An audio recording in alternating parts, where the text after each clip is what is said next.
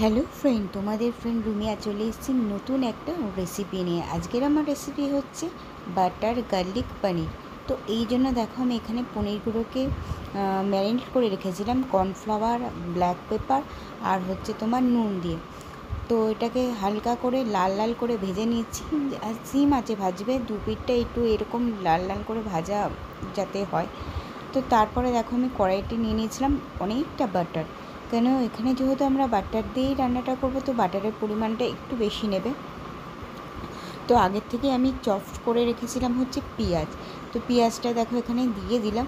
আর পেঁয়াজটা না একটুখানি লাল লাল ভাজা করবে। এই পেঁয়াজটা ভাজার সময় আমি এখানে কোনো রকম নুন ব্যবহার করছি না। আমি একবারে যখন গ্রেভিটা করব তখনই আমি নুন অ্যাড করব, তার আগে আমি নুন অ্যাড করছি না। তো পেঁয়াজটা একটু সিম আঁচেই ভেজে নেবে, একটু লাল লাল করে, যাতে পেঁয়াজটা একটু নরম হয়ে যায়। তো পেঁয়াজটা ভাজা হয়ে যাওয়ার পরে আমি এখানে অ্যাড করব হচ্ছে রসুন। এখানে যেহেতু রসুনের একটু ফ্লেভারটা চাইছি, তো এখানে রসুনটা একটু অনেকটা পরিমাণে রসুনটা নেবে। তো তোমাদের কোয়ান্টিটি অনুযায়ী তোমরা নেবে। তো এই দেখো আমার পেঁয়াজটা অলমোস্ট ভাজা হয়ে গেছে, তো আমি এখানে অ্যাড করে দিলাম হচ্ছে রসুন। দেখো এখন আমি 200 গ্রাম পনির নিয়েছি, তার জন্য আমি অনেকটাই রসুন নিয়েছিলাম। তো এখানে রসুনটা দিয়ে দেওয়ার পরে পেঁয়াজ আর রসুনটাকে একটু জাস্ট ভাজা ভাজা করে নেবো, মানে যাতে একটু রসুনের গন্ধটা চলে যায়। রসুনের গন্ধটা চলে যাওয়ার পর ওর ভিতরে আমি অ্যাড করে দিচ্ছি ময়দা। আমি এখানে হাফ চা চামচ ময়দা অ্যাড করেছি। তোমরা তোমাদের কোয়ান্টিটি যদি বেশি হয় সেক্ষেত্রে তোমরা একটু কম বেশি করে অ্যাড করতে পারো, যাতে গ্রেভিটা ঠিক হয়।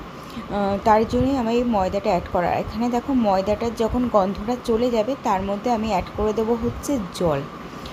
তো এখানে দেখো কথা বলতে বলতে আমার গ্রেভিটার ময়দাটা গন্ধ চলে গেছে, আমি জল অ্যাড করে দিচ্ছি। তার মধ্যে দিয়ে দিচ্ছি অরিগ্যানো, ব্ল্যাক পেপার, নুন আর হচ্ছে চিলি ফ্লেক্স। আমি যেহেতু কাঁচা লঙ্কা এখানে এরকম ব্যবহার করছি না, তার জন্য আমি হচ্ছে চিলি ফ্লেক্সটা দিয়েছি যাতে ঝালটা হয়। আর তোমরা সামান্য চাইলে চিনি দিতে পারো, সেটা তোমাদের টেস্ট অনুযায়ী।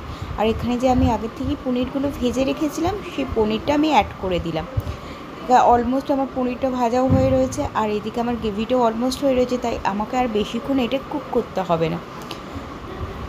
তো একটুখানি কুক করা হয়ে গেলেই আমি এর ভেতরে অ্যাড করে দেবো হচ্ছে তোমার ধনে পাতা। এই দেখো আমি ওপর থেকে ধনে পাতা দিয়ে দিলাম। বলবে আমার এই বাটার গার্লিক পনিরটা কেমন লাগছে। টাটা বন্ধুরা।